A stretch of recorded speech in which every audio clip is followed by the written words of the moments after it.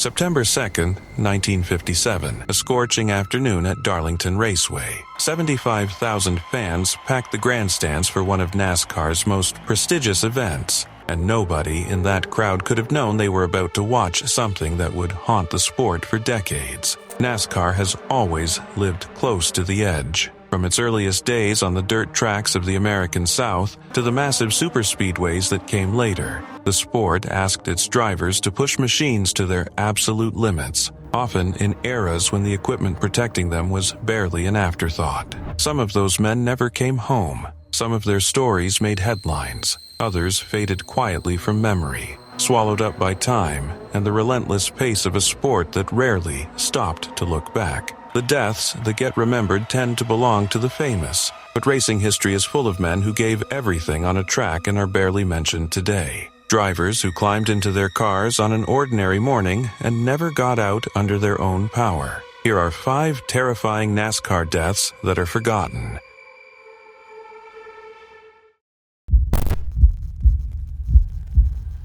It was September 2nd, 1957. The temperature at Darlington Raceway had climbed to 93 degrees, the air thick and still over the South Carolina countryside. The Southern 500, already one of NASCAR's crown jewels at just 8 years old, had drawn the best drivers in the country and a crowd of 75,000 people who came to see them race 500 miles on a track that had already earned a brutal reputation. Bobby Meyers was 30 years old. He was from Winston-Salem, North Carolina, part of a family that had racing in its blood. His brother Billy was already an established name in the sport, and Bobby had been making his own way through the Grand National Series, carving out a career on short tracks and big ovals alike. He started second that afternoon, one of the most coveted spots on the grid, driving a 1957 Oldsmobile for Petty Enterprises. The car had the speed to run near the front. For a few laps, it did exactly that. Bobby took the lead on lap 14, one of only a handful of drivers to reach the point during the early going. It was the kind of moment a driver carries with him on the long drive home. He led just that one lap. By lap 27, he was gone. The crash involved Bobby Meyers, Bonty Flock, and Paul Goldsmith. Flock had taken over the car for Herb Thomas that day. Thomas had arrived at Darlington in a visibly shaken state and finally gave up his ride, telling the team he was too nervous to drive. What exactly triggered the accident isn't fully reconstructed in the surviving record, but the result was not ambiguous. The cars came together violently at racing speed on a track already notorious for punishing the slightest mistake. Bobby Meyers suffered fatal injuries in the wreck. Bonty Flock, who survived, never raced again. Paul Goldsmith walked away, his car listed as a crash on lap 27 as well. The race continued. Speedy Thompson eventually won it, 3 laps ahead of Cotton Owens, the average speed just over 100 miles per hour across a 5-hour event. The crowd of 75,000 saw the whole thing. This wasn't a fringe event on a backwater track. This was the Southern 500 at Darlington, the most demanding circuit in NASCAR at the time, a place drivers called too tough to tame. The track's unusual egg-shaped oval, forced into that configuration because a nearby minnow pond couldn't be relocated, created different handling demands at each end. Drivers didn't just race each other there, they raced the track itself. The roll cages, window nets, and energy-absorbing barriers that existed in later decades were not present in 1957. The cars were production-based machines with minimal structural protection. A violent hit at racing speed transferred directly to the driver, with nothing to absorb it in between. Bobby Meyers absorbed that hit and didn't survive it. His brother Billy finished 7th that same afternoon, 7 positions and a lifetime away from what happened on lap 27. Bobby was buried at Oaklawn Memorial Gardens in Winston-Salem. He was 30 years old. He had led 1 lap of the Southern 500 and was gone before the race was halfway done. Cale Yarborough made his NASCAR debut that same day, finishing 42nd in the same field. The sport was already producing its next generation while burying one of its current ones. That was the rhythm NASCAR lived by in those years, and Bobby Meyers was caught in it. It was August 12, 1973. Talladega Superspeedway in Lincoln, Alabama, was 4 years old and already operating at a different scale than anything else in NASCAR. The track stretched more than 4 kilometers around, its long straightaways allowing cars to reach the speeds that felt genuinely ungovernable. Pack racing at Talladega wasn't just competitive. It was dangerous in a way that the drivers understood, and the fans perhaps didn't fully grasp from the grandstands. Larry Smith had every reason to be there. The year before, in 1972, he had been named the first ever NASCAR Winston Cup Rookie of the Year, running 23 races and posting 7 top 10 finishes. He was 33 years old, from Lenoir, North Carolina, a man who had grown up near Hickory Speedway as a kid, selling soft drinks at the track just to get close to the cars. By 1973, he had a sponsorship from Carling Black Label, a proper team, and a real shot at building something lasting in the sport. He qualified 35th for the Talladega 500 and had worked his way up to 30th when lap 14 arrived. Then, his 1971 Mercury hit the Turn 1 retaining wall. The car spun off the track and came to rest. From a distance, the damage looked manageable. The crew believed they could repair it and get Smith back into the race. He was transported to the infield hospital as a precaution. He was pronounced dead on arrival. Massive head injuries. No other drivers were involved. It was a single-car crash at a track where single-car crashes happened fast and without warning, because the speeds left almost no margin for anything. Smith's car had reportedly suffered a right front tire failure, and at Talladega, a tire failure at speed didn't give a driver time to think. One moment, the car was tracking straight. The next, it wasn't. What followed in the aftermath carried its own grim weight. An investigation was launched into his helmet.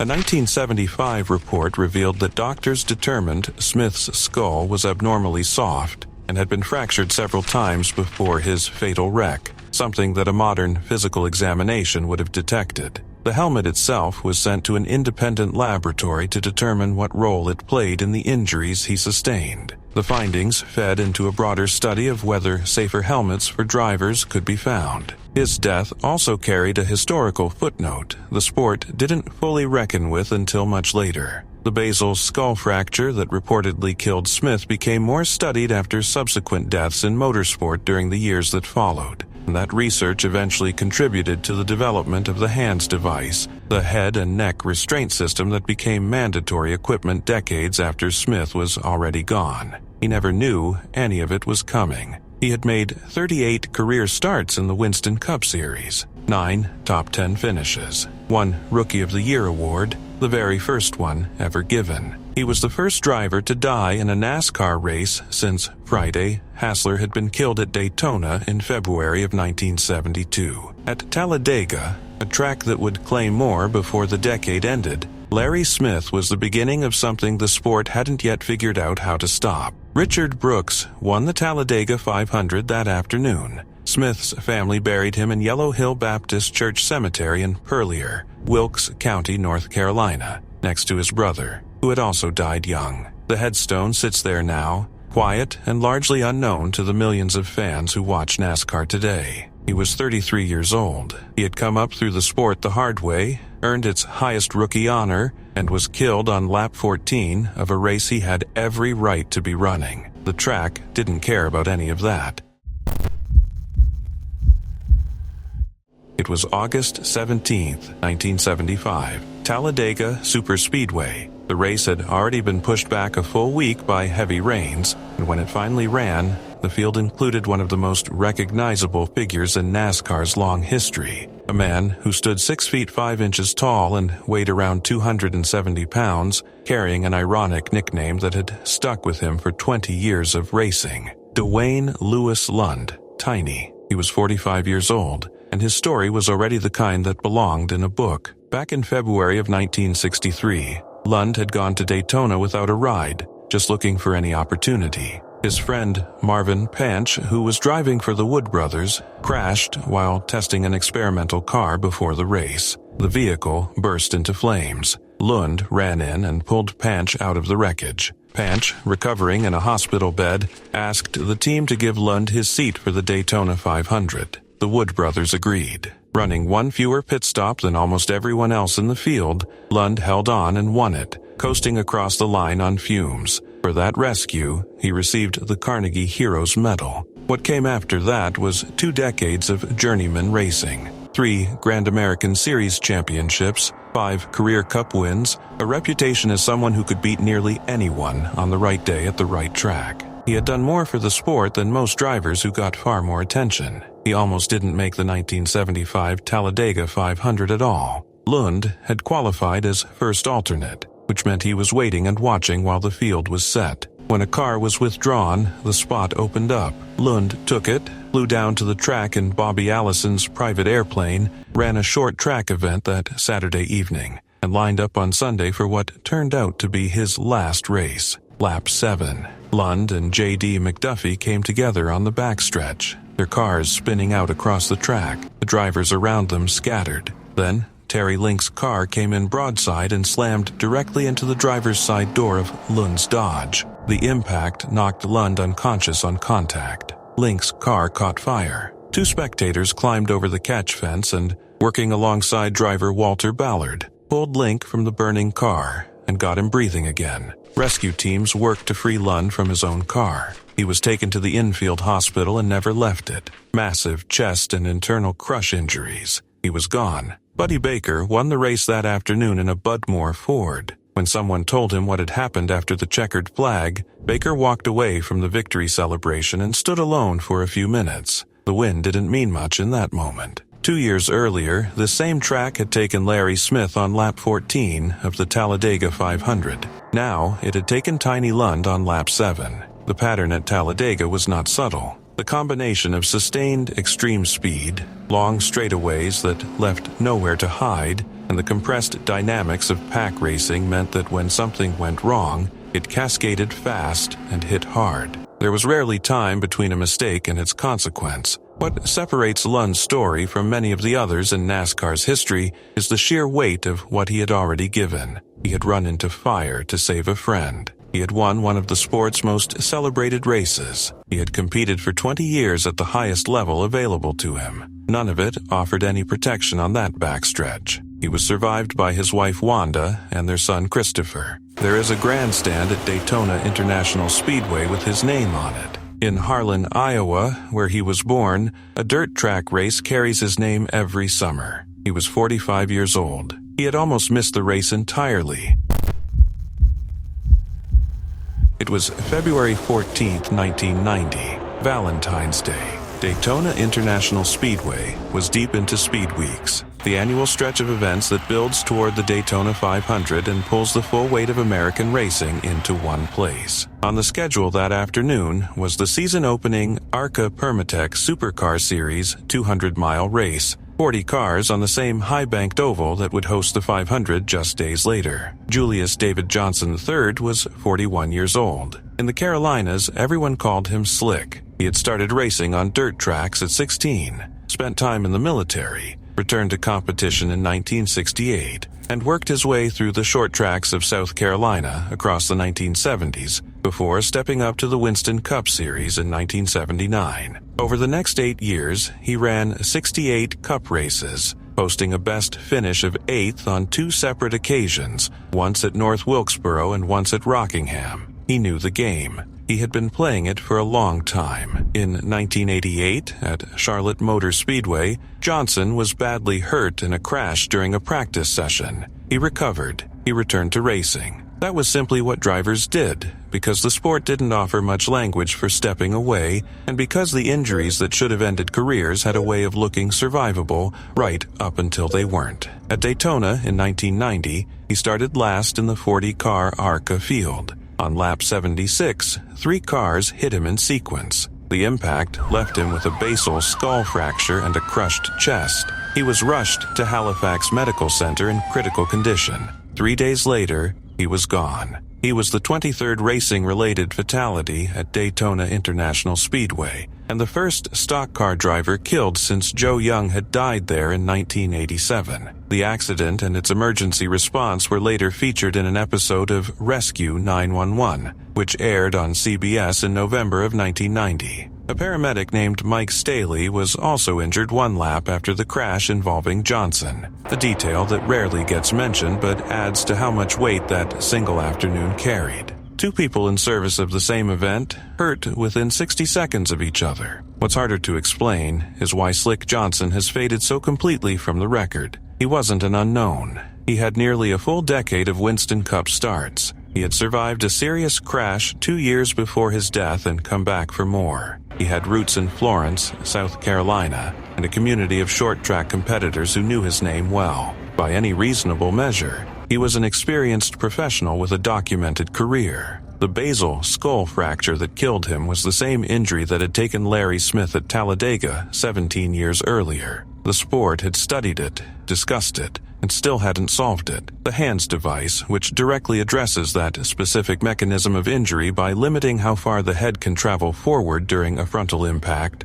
wasn't required equipment until 2001. Johnson's death fell into the same gap Smith's had, the space between knowing something was killing drivers and doing enough to stop it. He was starting last in a 40-car field on a holiday afternoon, racing at a level below the Cup Series, in a career that had never quite broken through to the front despite years of showing up and putting in the work. That's the part of the story that doesn't have a clean ending. There's no late career victory to point to, no headline moment that crystallized what he meant to the sport. He was 41 years old, still competing, still trying. The track at Daytona didn't distinguish between the drivers chasing something and the ones who had already found it.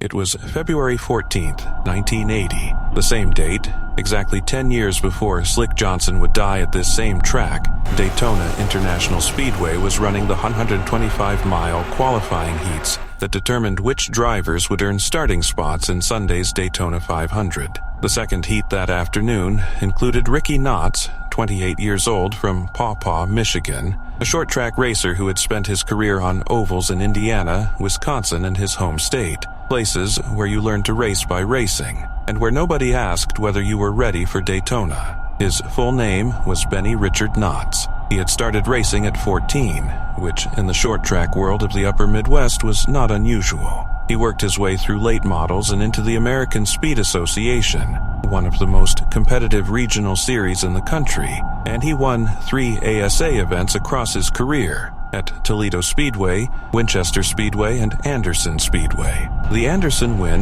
in the 1979 Redbud 300 was the kind of result that earned respect. He led 58 laps that day and finished ahead of Dick Trickle, Mike Eddy, Jody Ridley, and Mark Martin. Those weren't soft fields. He could drive. What he didn't have was super speedway experience. The long, high-banked ovals that defined NASCAR's biggest events operate on physics that short tracks don't teach. The drafting, the pack dynamics, the way a mistake at 200 miles per hour compounds before a driver can process what's happening. All of it requires specific exposure, specific repetition, before it becomes readable in real time. In 1979, the Knotts family had purchased an Oldsmobile 442 and attempted Winston Cup starts at Michigan and Charlotte. They failed to qualify at both. His father Richard served as crew chief. The two of them had scraped this program together with limited resources and a lot of belief, the way small independent teams always have. And they arrived at Daytona for the 1980 qualifying heats, still carrying the same combination of ambition and inexperience that had defined the whole effort. On the 14th lap of the second heat, Knotts hit a car driven by Blackie Wangren. Both vehicles struck the retaining wall and slid into the infield. Wangren walked away with a cut hand. Knott's car had struck the inside concrete wall entering turn 1, passenger side first, with enough force to break his seat mount. The doctor on site, Dr. Cal Heron, said it plainly. Knotts had died instantly of massive head injuries and was already gone before anyone reached him. His father was standing there when they pulled the black tarp over the wreckage. Richard Knotts, who had built this car with his son, who had driven to Daytona as his crew chief, stood at the edge of that scene and said what a father says. He was a good boy. My son is dead. All he wanted to do was become a Grand National driver. A NASCAR official, asked afterward about Knotts, admitted the organization simply didn't know much about him. He hadn't run the ARCA race at Daytona. He hadn't gone through the sportsman program there. Nothing in the rules of that era prevented him from lining up in a qualifying heat for one of the most demanding events in motorsport without ever having turned a lap at a track remotely like it. The rules changed. Drivers are now required to build up experience in lower series at superspeedways before being cleared for events at Daytona or Talladega. That pathway did not exist in 1980, and Ricky Knotts walked through the opening it left without knowing what waited on the other side. Neil Bonnet and Donnie Allison won the qualifying races that afternoon. Ricky Knotts never made the Daytona 500. He was 28 years old, and the sport that had drawn him south from Michigan had no framework in place to protect him from what it asked of him. The rule that exists now, the one that requires drivers to earn their way onto a superspeedway, exists in part because of what happened on lap 14 of that February heat. His father stood beside that tarp and already knew it was too late. 5 drivers, 5 different eras, 5 different tracks. The sport they raced in was still figuring out how to keep them alive, and in each of these cases it hadn't figured it out in time. Their names deserve to be spoken. The drivers who race today do so under rules and safety standards that were written, in part, in the memory of the men who died before those standards existed.